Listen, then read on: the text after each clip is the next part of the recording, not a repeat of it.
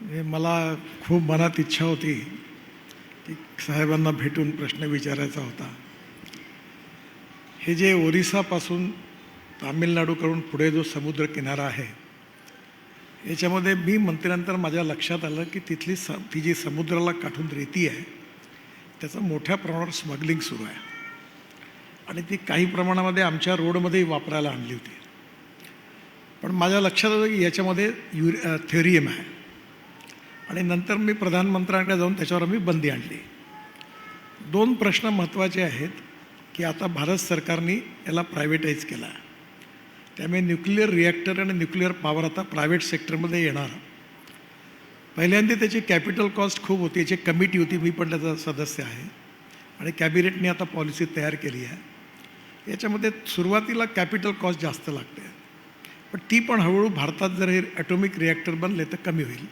साहेबांना माझा प्रश्न असा आहे की हे जे आता सुरू झालं, टेक्नॉलॉजी आली, रिॲक्टर बनतील, जास्त नंबर होईल तर किंमत हळूहळू कमी होईल, पण साहेब हे जे थेरियम आहे आणि आता तामिळनाडूमध्ये कल्पक कमला आपण पहिलं काहीतरी प्रोजेक्ट त्याचं केलं आहे, तर मला आहे की हे जी थेरियम आहे हे आतापासून आपण त्या रेतीतून काढून ते वेगळं करून, कारण देशाचं 60% स्टॉक आपल्याजवळ असं म्हणतात, तर त्याच्याकरता आपण काही सुचवावं, कारण हा इतका अमोल साठा आहे आणि कोणी उचलून रस्त्यात टाकून राहिलं, कोणी उचललं, स्मगलिंग केलं, जहाजातून बाहेर पाठवलं, ते लक्षात आलं तर त्याचा थांबवला आहे. तर अशी काय व्यवस्था आहे का की काही प्रायव्हेट सेक्टरमधून त्या रेती करून प्रोसेसिंग करून थोरियम स्टोअर करता येईल का, एक. आणि दुसरं, हे जे आपण ॲटॉमिक रिॲक्टर आता प्रायव्हेट सेक्टरला ओपन केलेले आहेत, याची कॅपिटल कॉस्ट पर मेगावॅट कमी करण्याकरता काय करता येईल, 2 महत्त्वाचे. आधी थोरियमबद्दल बोलतो, मग दुसऱ्या प्रश्नावर येतो. त्याचं असं आहे की म्हणजे बीच सँड्स संबंध म्हणजे ओरिसापासून आंध्र प्रदेश, तामिळनाडू, केरळपर्यंत बीच सँड्समध्ये जी वाळू आहे त्याच्यामध्ये वेगळे वेगळे मिनरल्स आहेत आणि त्याच्यामध्ये सगळ्यात महत्त्वाचा मिनरल म्हणजे इल्युमिनाइट, टायटॅनियम मिनरल. मग त्याच्यानंतर रुटाईल, झिरकॉन आणि त्याच्यामध्येच मोनाझाईट पण आहे. मोनाझाईटमधनं थोरियम मिळतं आपल्याला आणि मोनाझाईटमधनं रेअर अर्थसुद्धा मिळतं. आता सध्या जे बीच सँड्समध्ये जे काही म्हणजे त्याच्यातनं आपण खनिज निर्मिती करतो आणि परदेशात जे जातं ते प्रामुख्याने इल्युमिनाइटसाठी जातं. त्याचं जे निर्यातीला सगळ्यात जास्त मागणी जी आहे ती इल्युमिनाइटसाठी, म्हणजे टायटॅनियम मिनरल. आणि टायटॅनियम हा खूप महत्त्वाचा धातू आहे, म्हणजे त्याला समुद्राच्या खाऱ्या पाण्याने काही परिणाम होत नाही. डिफेन्ससाठी टायटॅनियम खूप महत्त्वाचं आहे. तर थोडंसं लांब उत्तर देतो, पण हे खूप महत्त्वाचा प्रश्न तुम्ही विचारला, कळीचा मुद्दा आहे हा. तर मी जेव्हा अणुशक्ती खात्यात होतो तेव्हा मी खूप प्रयत्न केले की आता टायटॅनियमचं व्हॅल्यू ॲडिशन, म्हणजे ते बीच सँड आपण ते मिनरल काढायचं आणि परदेशात एक्सपोर्ट करायचं, हा कुठला मार्ग झाला. म्हणून इथेच आपण व्हॅल्यू ॲडिशन का करू नये.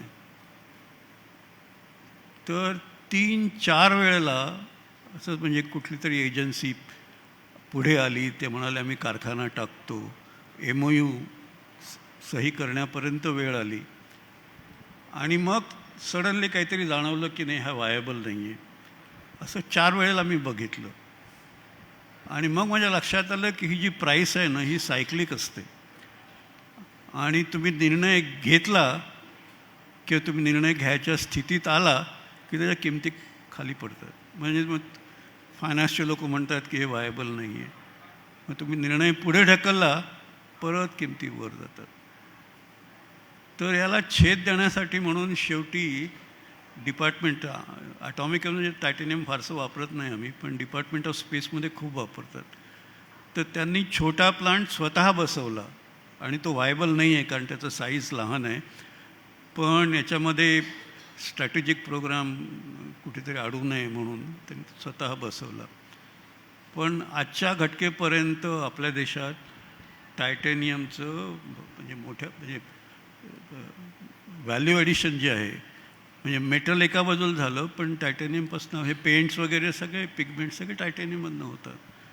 तर टायटॅनियमची इकॉनॉमी खूप मोठी आहे, पण आपल्याकडे केवळ ते सँड बाहेर जातात. आता ते जेव्हा जातं तेव्हा ते स्कूप केल्यानंतर ते कॉन्सन्ट्रेट करतात आणि इलेमनाईट एक्सपोर्टसाठी तयार करतात. मग त्याच्यामध्ये थोडंसं मोनाझाईट राहतं, म्हणजे अगदी काही 0% करणं शक्य नसतं. तर त्याला निकष आहेत, कारण त्याच्यामध्ये रेडिओ ॲक्टिव्हिटी असते. मग AERBचं अप्रुव्हल लागतं आणि त्याच्यातनं थोड्या इलिगल गोष्टी होत असतील की ते जाचकाठी ज्या आहेत त्या बाजू करण्यासाठी म्हणून. पण जी वृत्तपत्रात बातमी आली आणि सगळ्यात लोकांचं असं मत बनलं आहे की थोरियमचं इलिगल एक्सपोर्ट होतं, ते मला नाही वाटत. कारण थोरियमला मार्केटच नाही आहे आत्ता. जोपर्यंत मोठ्या प्रमाणात थोरियमपासून ऊर्जा तयार होत नाही तोपर्यंत थोरियमला बाजारात फारशी किंमत नाही आहे. त्यामुळे हे जे घडतं आहे हे मगाशी सांगितलं त्यामुळे हे घडतं आहे. आता याला छेद कसा द्यायचा, तर दुसरं होतं की आपल्याला आता रेअर अर्थ्स खूप मोठ्या प्रमाणात पाहिजे आणि रेअर अर्थचं भारतासाठी सगळ्यात महत्त्वाचा सोर्स म्हणजे मोनाझाईट सँड. आणि IREL ते रेअर अर्थ्स तयार करतात, म्हणजे पूर्ण व्हॅल्युएडिशन ते तिथपर्यंत अजून पोचले नाही तरी बऱ्यापैकी व्हॅल्युएडिशन ते करतात तिथे. आणि हे करताना उरलेलं जे मटेरियल उरतं त्याच्यामध्ये अर्थात थोरियम सगळ्यात जास्त प्रमाणात असतं. आणि तुम्ही जसं म्हणाला की मग त्याचं सुरक्षित साठवणूक आपल्याला करता येईल की नाही, आणि ती व्यवस्था आहे. म्हणजे त्याचं रूपांतर एन्व्हायरमेंटली स्टेबल कंपाऊंडमध्ये करून आपण ट्रेंचेसमध्ये ते ठेवतो, कारण ते खूप क्वांटिटी खूप जास्त आहे आणि तशी व्यवस्था ऑलरेडी चालू आहे. तो म्हणजे सध्या आपण थोरियमसाठी मायनिंग करत नाही आहोत. म्हणजे मायनिंग करतो आहे ते इलिमनाईटसाठी करतो आहे किंवा रेअर अर्थसाठी करतो आहे, आणि त्याच्यातनं जे थोरियम निघतं ते आपण साठवून ठेवतो आहे. तर ते तसं म्हणजे दिस इज ऑन. पण त्याच्यामध्ये म्हणजे मी पण सरकारी फायलिंगमध्ये सुद्धा उलटसुलट गोष्टी बघितल्या आहेत आणि माझ्या मते त्या बऱ्याचशा खऱ्या नाही आहेत. म्हणजे माझं स्पष्ट मत आहे की ते असं. तर म्हणजे इलिसिट एक्सपोर्ट वगैरे होत असेल, पण त्याचं कारण थोरियम नाही आहे, त्याचं कारण इलेमनाईट किंवा असं त्या प्रकारचं गोष्टी आहेत. तर दुसरा प्रश्न होता तुमचा, हे जे कॅपिटल कॉस्ट आहे कॅपिटल कॉस्ट. कारण ते पहिले 12 कोटी होती, आता असं मी ऐकलं की 7-7.5 कोटीपर्यंत किंवा पुढे कमी होईल. कारण कॅपिटल कॉस्ट आता थर्मलची पण वाढली आहे, तर न्यूक्लिअर पॉवरची कॅपिटल कॉस्ट कमीत कमी कशी होईल?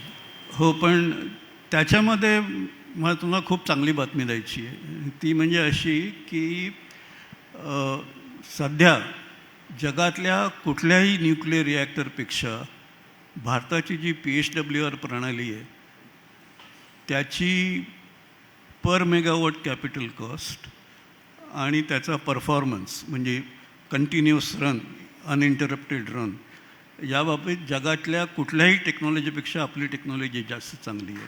थँक्यू. त्यामुळे आता म्हणजे तर शांती ॲक्ट पुढे आल्यानंतर खूप चर्चा चालू आहेत. इंडस्ट्रीचे, प्रायव्हेट सेक्टरचे पण लोक जातात. आता त्यांचा उत्साह किती दिवस टिकेल आणि किती इन्व्हेस्टमेंट करतील ते आपण बघूया. पण सगळ्यांचा कल नॉर्मली असं होतं की मी अमक्या ठिकाणून टेक्नॉलॉजी आणणार आहे, तमक्या ठिकाणून टेक्नॉलॉजी आणणार, आणि सुरुवातीला तसाच कल होता. पण आजच्या घटकेला मी जे ऐकतो आहे ते सगळ्यांना आपले PHWR रिॲक्टर्स हवे आहेत.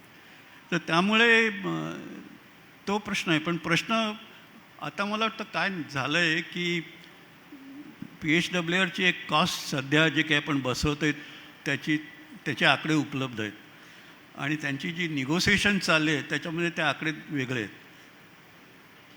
त्याच्या म्हणजे कारण मीमांसा आत्ता मी जात नाही त्याच्यामध्ये. आणि त्याच्यामुळे ही मानसिकता निर्माण झाली आहे. पण हा मला वाटतं हा मूलभूत प्रश्न नाही आहे, ते आपोआप कमर्शियल स्केलवर सेटल होईल ते. Thank you sir.